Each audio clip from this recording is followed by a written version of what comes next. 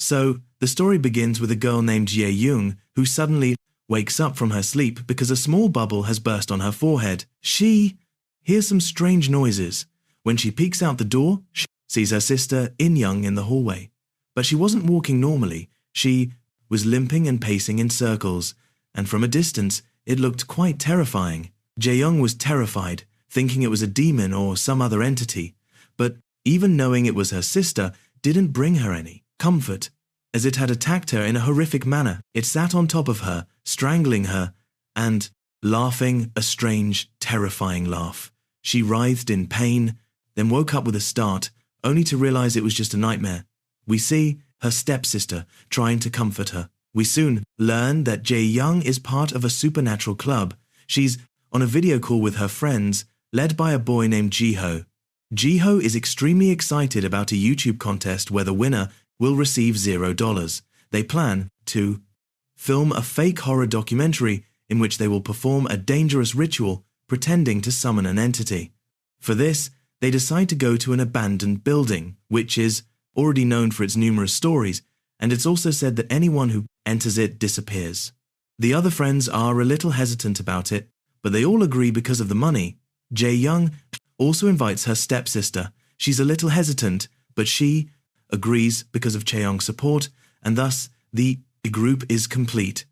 They arrive at the location, the basement of an old building, and it's a very spooky place. Right in the middle of the room sits a large tank of dark, murky water. Jiho explains the history of this filthy tank, that in ancient times water was processed here, and that it's believed that many spirits were trapped there, drawn to this preserver. He says that the water isn't deep, but because of those spirits, it appears bottomless. The video is being faked, but to avoid informing people, Shahos tells everyone that they all write down questions they want to ask the spirits on paper. Everyone agrees. But Zhao has something else in mind. They all tell him, why don't we try the ritual for real before making a fake video? Truth is truth. If our cameras actually capture something, we'll win the contest anyway. Even if the ritual fails, it is okay. We'll work on the previous idea and make all the fake videos. Ji agrees, and Jae-young begins preparing for the ritual. Now they need someone who can become a vessel, meaning someone whose body allows the soul to enter and contact these people. Jae-young's sister is the one who volunteered and decides to become the vessel. Seeing his sister volunteer, Jae-young fell deeply in love with her and gifted her a chain to wear on her ankle. Siwo, his sister, is delighted and embraces him, as this was the first time Jae-young had given her a gift. Now the ritual begins. They form a large star and sit in each corner of the star. While Siwo stands in the middle of the black water, Jae-young covers her face tightly with a paper bag. Afterward, everyone takes a bowl of water from the dirty tank and keeps it with them. The rules of this ritual are very strict. To finish this ritual, they must ask the spirit they invoke to say, "Please leave." Only then must they remove the bag from Siwo's face, which has been covering her face all this time. During this time, no one can escape the ritual's stars. At first, nothing happens. Everyone begins to get bored and think the ritual has failed. But then suddenly, a bubble hits Siwo's head. Suddenly, loud thumping sounds echo through the room. Lights flicker, and Siwo's body twists strangely, as if her bones are breaking. The bag covering her face automatically becomes wet, and she tears it away from her eyes, revealing that her eyes have completely changed. They have turned completely black. This means she's been possessed. She raises her hand in a strange way, and as her hand rotates, it points to everyone one by one. The writing that Sibo was using was mirrored by the writing on the paper they had written their questions on and placed them in the water tank. The answers to each question were either right or wrong. Both Jae-young and Jiho's answers were right, while two others' answers were wrong, and theirs was the only one that had the flower written on it. She wasn't scared yet, but then, when Sibo started speaking in a strange, scary voice, her breath caught in her throat, she started counting, from 662, then 663, then 664, and as soon as she reached 666, she screamed in her terrifying voice and attacked Chini, but she couldn't get out of the tank. It's as if someone is holding Siwoo's leg inside the tank. Suddenly, the lights go out and darkness falls. When Jiho turns on his camera's night vision, he sees Siwoo limping through the water, just like Jae-young's sister did in his dream. The others are horrified by her condition and rush to her rescue, pulling her out of the water tank. She faints, and we see a strange mark on her leg, like a tattoo. Seeing this, everyone panics. They realize that this ritual has actually happened to her. Instead of being scared, Jiho is excited. He wants to upload the videos immediately, as nothing like this has ever been captured before. But then all his other friends start scolding him, saying, "Your poor friend is in danger right now, and you're thinking of uploading a video. Quickly, call the police for help." But as soon as he calls for help, the signal suddenly goes out. This frightens them even more, and they try to escape, but the door is locked. They try to break it down with a baseball bat and other methods, but the door won't budge. Their fear increases even more when another entity appears inside another girl. She becomes completely possessed, and they realize this when her body twists strangely, and she starts hitting her head hard against a door. She even bleeds profusely. After which, she picks up a baseball bat and tells everyone to kill her. But when they don't listen to her, they go and attack Siwoo, whom they have used as a vessel. To save Siwoo, everyone tries to stop them. But finally, to control the situation, Jiho, overcome with fear, picks up a baseball bat and hits her on the head. Eventually, the girl dies, and everyone continues to obsessively watch Jiho. Jiho claims he didn't do it intentionally, but then Jiho's friend discovers he was lying because he had read the question on the dead girl's chit, which he was supposed to ask Sol. The question was, "Will I be able to escape Jiho?" Sol answered no. Now, we learn the secret behind this question. The girl was actually having an affair with her teacher. When Jiho learned of this, he filmed them together and began blackmailing her. Finally, when the girl grew tired of his blackmailing, she turned back to Jiho, saying, "I have the video you made of us and all our chats.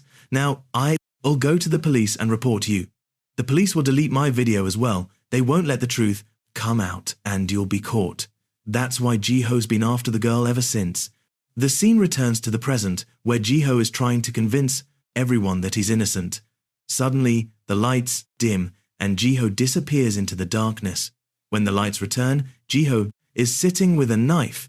He suddenly attacks his partner, seemingly insane. The men fend him off, and then they all tie Jiho up with ropes. They had planned a wrestling match here, but why was everyone posing? When Jae-young realizes this is all wrong, she rereads the ritual book and realizes they didn't complete it properly. They made a huge mistake. They broke the ritual's rules and didn't ask Sol to leave. They decide they'd have to perform the ritual again to save their lives. But now the problem was that Jae-hyen's point with sister had died due to the girl's attack. They placed her corpse inside, and she suddenly came back to life. As she revived, she pointed to the body of the girl who had killed her, and then pointed to the others. It seemed that everything was going well, as the ritual continued as usual. Just as Siwoo had pointed to everyone earlier, everything was still going as usual. One by one, everyone was leaving the circle according to the rules, when suddenly everyone's phone started ringing. This meant that the signal had returned and they could call the police. They began calling the police. But a boy who had just survived Jiho's attack texted Jae-hyen and expressed his feelings. Jae-hyun and the two of them thought their best days were about to begin, but little did they know that this would be their worst. All the candles and lights lit at their place go out again. When the lights come back on, it's revealed that Jiho has untied his ropes. He steps forward in a posed pose and, in a trance, takes a knife and slits his throat. Here, we learn that these people were dying as soon as they completed their question. We learn that Jiho had asked if his video would get 1 million views. When Jiho's companion checked his phone, they found that it had already received 1 million views. The video had gone viral, and that's why Jiho died after the prophecy came true. Now, fear drives them mad. They wonder why they even performed the ritual. As the prophecy comes true, they will die. The girl who received the flower, written as the answer to her question, quickly runs to the door and screams for help, only to be seen as an invisible force begins to strangle her. After strangling her, the same entity lifts her into the air, throws her into the water. The others try to rescue her, but the entity still holds her head underwater. They are unable to pull her head out and save her. It turns out that her chit had the words funeral written on it, along with a flower. This refers to funeral flowers, the flowers typically placed at the time of death. The professor's understanding was that this girl would die here.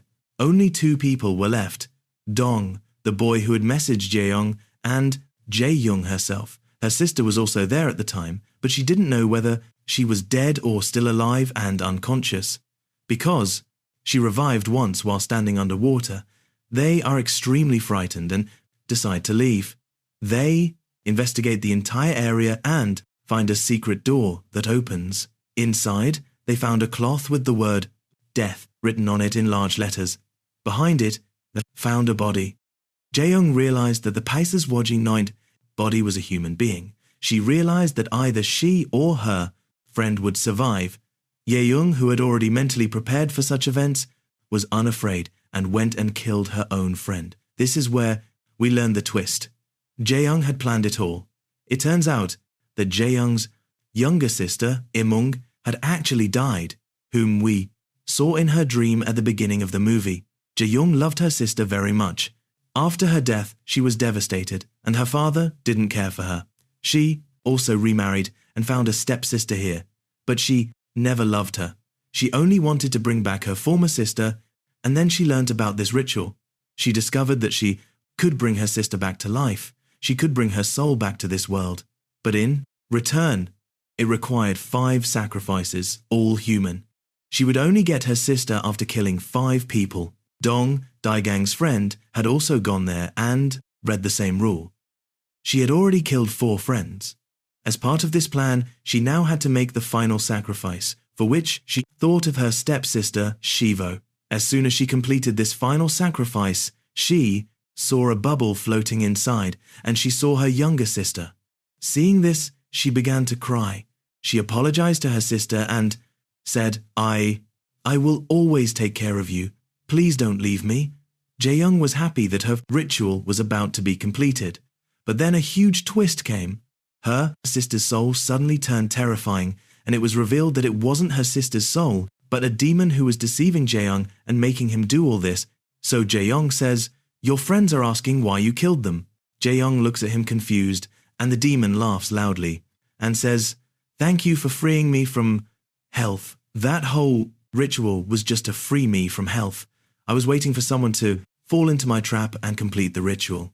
Saying this, he grabs Jae-young by the throat, and Jae-young realizes that he has been deeply deceived and that he has done terrible harm to his people. Ultimately, the demon strangles Jae-young to death, extracts her soul, and imprisons her in the same water with which she began the ritual.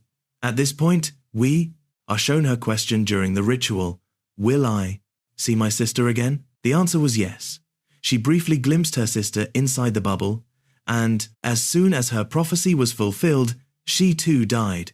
In the movie's post-credits scene, we are shown a video of all these people before the ritual. Everyone was very happy. Everyone was sharing their dreams. For example, Jio wanted to become a star, Ji-young wanted to be very happy in life, and Soo had made a wish for her sister: "I want to keep her happy forever." Everyone was happy, excited, but this one wrong move took everyone's life. They killed them all, and the movie ends with this tragic ending.